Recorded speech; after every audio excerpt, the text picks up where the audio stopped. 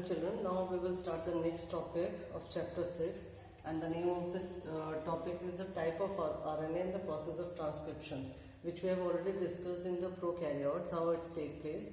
But now when we discuss about these types of RNA and the process of transcription in the eukaryotes. So here in the eukaryotes there is two main complexities. The first complexity is that they having a 3 RNA polymerase in the nucleus in addition to the organelles. That means inside the nucleus there is already a 3 RNA polymerase which is marked as RNA polymerase 1, 2 and 3, and additional there is some other organelles polymerase are there. Okay, so here in the 3 RNA polymerase there is a division of labor between these 3 RNA polymerase. First one is the RNA polymerase 1. It's transcript the ribosome RNA. Okay, so that means the function of RNA polymerase is to transcript the ribosome RNA as 28 subunit or Civet-Bergs, which we have already discussed in the 11th class, and 5.8 Civet-Berg. Second thing is the RNA polymerase second. It is the precursor of messenger RNA. That means this messenger RNA precursor means the heterogeneous RNA whatever we get, they having an intron and exons. So after the heterogeneous RNA which containing the intron and exon get processed, it forms a clear messenger RNA. Okay, so that is the precursor of messenger RNA. And the third RNA polymerase is responsible for the transcription of transfer RNA and small nuclear RNA. So that means the RNA polymerase 3 is responsible for the transcriptions of transfer RNA. Now the second complexity, this is the first complexity, that means it having a complex of enzymes which have to be participate to perform the process of transcription. And the second complexity is the primary transcripts, that means with the help of RNA polymerase 3, when the primary content is transcribed after the replication and the transcription, it contains some of the exons, introns and non-functional genes. That means it carries the exons also, intron also, and some non-functional genes are also there. So it takes the splicing. Now what is splicing? That means when we are taking that we get a messenger or heterogeneous RNA, it contains some of that exon, some of them are intron and some are the non-functional. That means some non-functional genes are also copied. Okay, so splicing means biochemical process of removing introns and the non-functional material. So when introns are removed from this exon, okay, and these exons get joined together because in between the introns are there, which we have discussed in the previous diagram also. So these introns are removed and exons joined together and it forms a processed heterogeneous RNA into the messenger RNA. So that means splicing is a biochemical process of removing introns from the exon in order to get the heterogeneous RNA.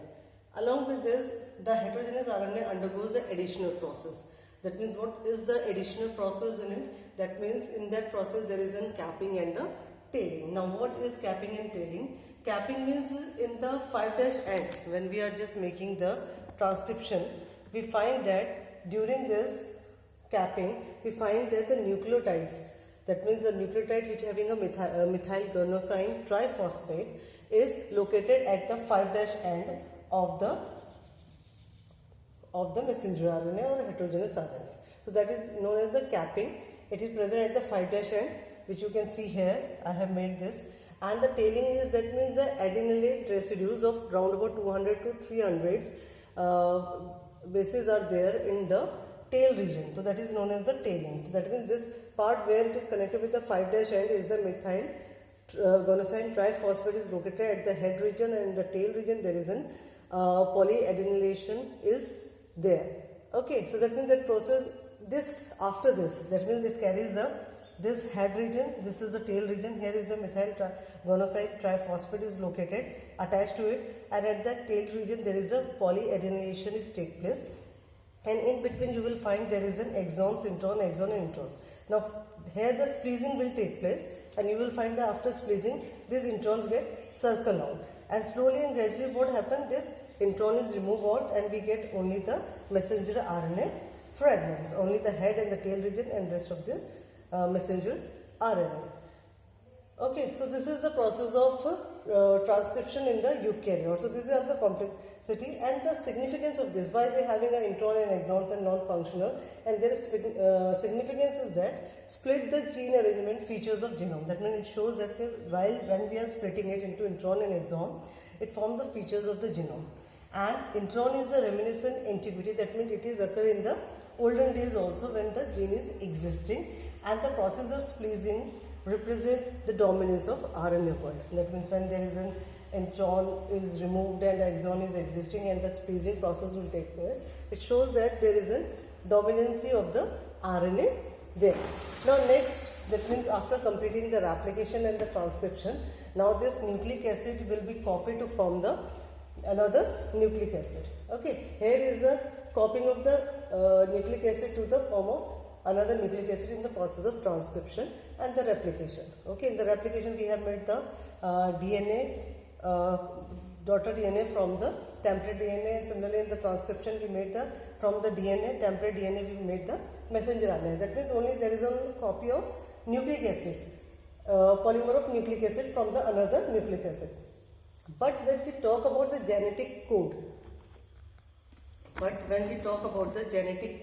so genetic code is somehow, that means it will be transcript the genetic information of nucleic acid into the amino acids. Okay, so the process of translation, what exactly is the translation? Transfer of genetic information from the polymer of nucleotide to the polymer of amino acid. That means translation is the process where the genetic information, that means is nitrogenous genetic information of it's converted from the polymer of nucleotides to the polymer of amino acids. Okay, so now the number of complications between them is the first is the change of the nucleic acid to the amino acids. Okay, so that means first we have said that there is a no complementary between the polymer of nucleotides to the polymer of amino acids. Is it clear? Because we have discussed when we are just copying from the DNA to the messenger RNA, it is a complementary. But here there is a no complementary is there when it is changes into the polymer of nucleotide to the polymer of amino acid. First thing is that. Second, that the change of nucleic acid to the amino acids, there is a lot of proofs, and let the proposition of the genetic code that direct the sequence of amino acid during the protein synthesis. That means it shows that how this conversion of polymer of nucleotide to the polymer of amino acids will take place, and which will direct the process of protein synthesis known as the translation. So there is a lot of research is done on it, and there is a lot of physicists, organic chemists, biochemists, and even the geneticists work on it, and they found that first is the George Gamow, he was the first physicist who said that there are the 4 base pairs to code the 20 amino acids. That means the 4 bases of nucleotides will code the 20 amino acids, and code contain the combination of bases. Now what are the bases? We have already discussed as A, U, C, G. These are the bases, and these combination of these bases will code the amino acids. Okay, so the code made up of 3 nucleotides, and now each code is made up of 3 nucleotides. That means if something is there and it having a, suppose it is a messenger RNA, we have A, U, C, G, G, C, T. We get the A, U, C, G, G, C, T. Okay.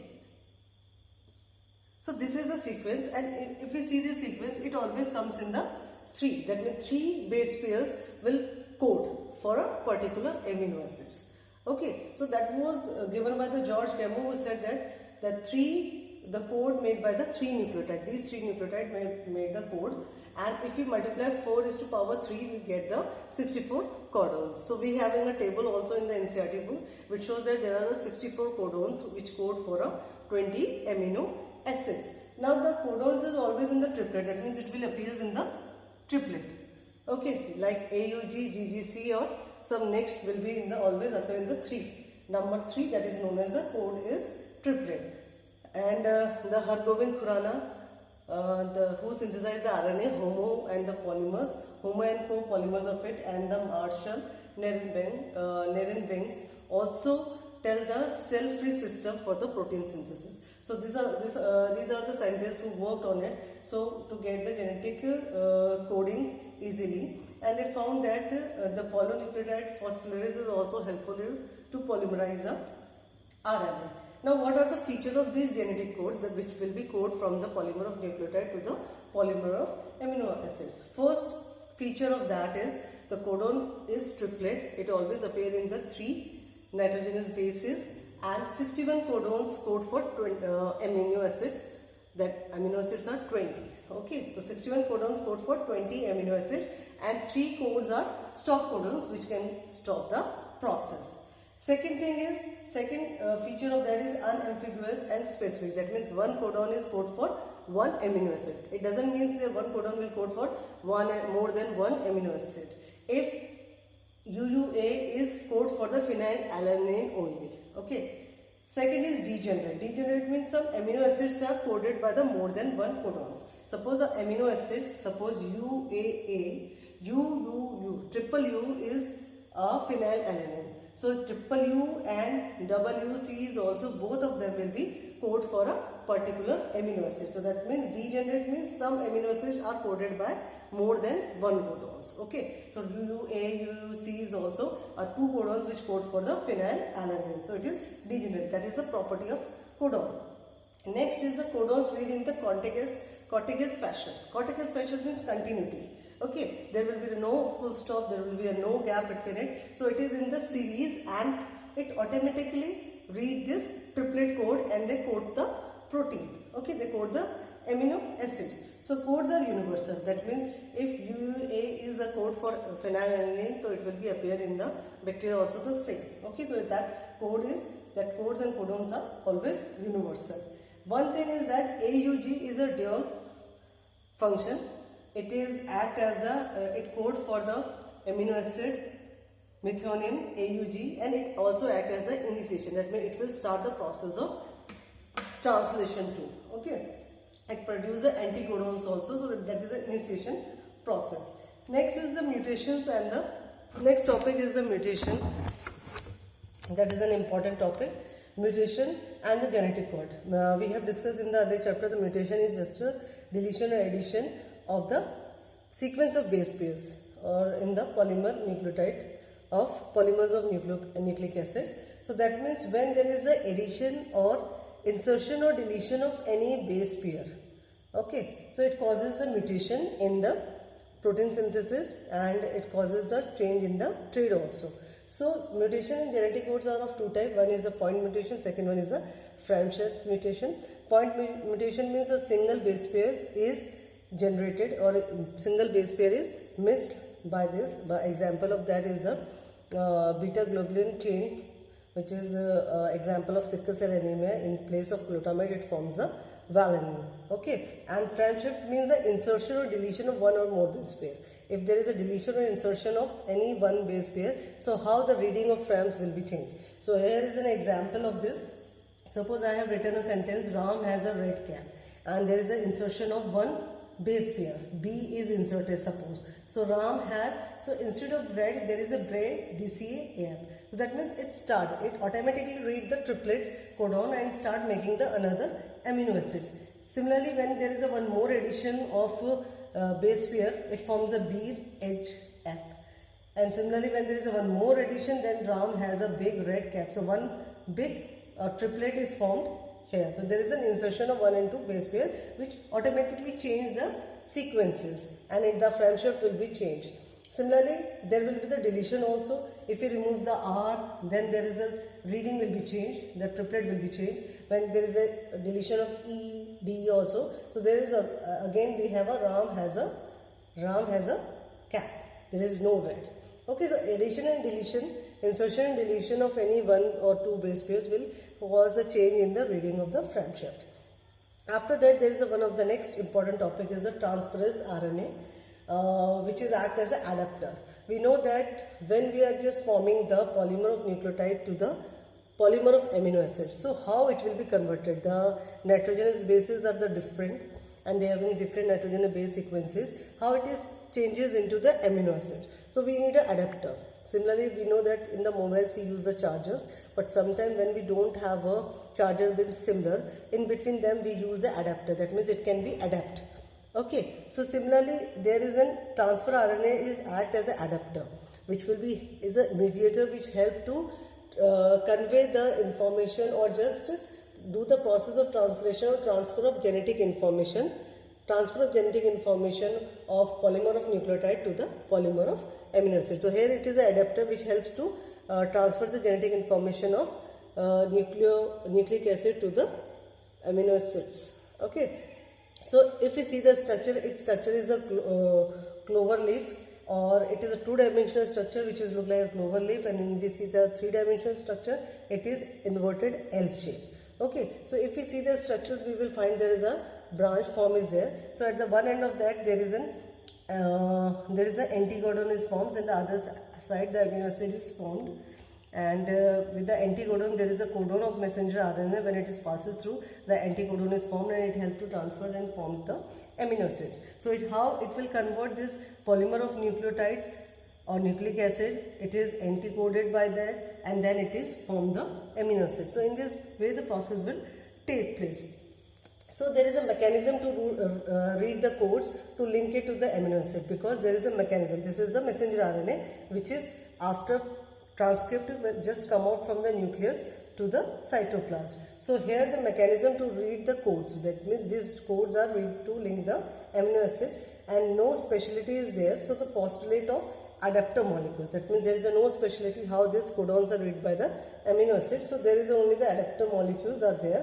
One hand read the codons. So this is the one hand which read the codons. So here is the codon AGU. This is a genetic code or codon, and the other hand bind to the specific amino acids, and this other hand is bind to the specific. That means if AGU is having an anticodon of UCA, that means it forms the amino acid serine.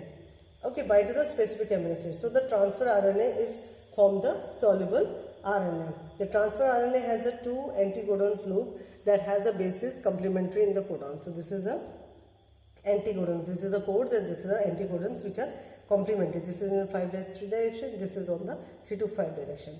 It has a amino acid acceptor.